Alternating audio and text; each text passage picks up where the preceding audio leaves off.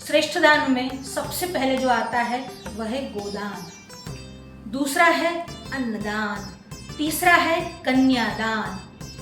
देखिए, गोदान के विषय में तो ऐसा कहा गया है, अगर आप एक अग्निहोत्री ब्राह्मण को बिना मांगे एक गाय दे दो तो इस पृथ्वी को 3 बार देने का दान मिलता है। वो भी कैसी? समृद्ध रत्नों से भरी हुई पृथ्वी का दान देने को 1 बार नहीं, 2 बार नहीं, 3 बार दान देने का जो फल है वह केवल एक गाय के दान का फल है।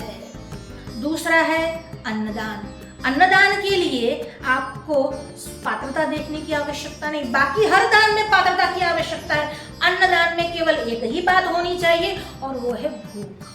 अगर सामने वाला भूखा है तो चोर क्यों नहीं हो, पर उसको हम अन्न दे सकते हैं। अन्न देने के बाद भले ही आप उसको दंड दो, शिक्षा दो, वो अलग बात है, पर अन्नदान में पात्रता नहीं, केवल भूख का विचार करना है और अन्नदान की किसी को भी दे सकते हैं। और कन्यादान, देखिए आजकल कई सुधारावादी लोग, उदारवादी लोग ऐसा बोलते हैं कन्या कोई वस्तु है तो हम दान में दे देवे।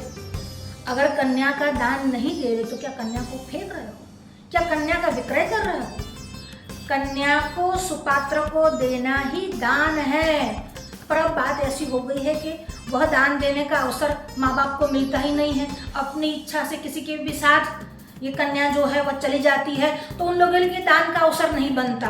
पर माता पिता, सामने वाले का कुल गोत्र और उसके विषय में उसका आचरण, उसका चारित्र देखकर सुपात्र वर ढूंढे और फिर अपनी कन्या को दे, उसी का नाम है कन्यादान।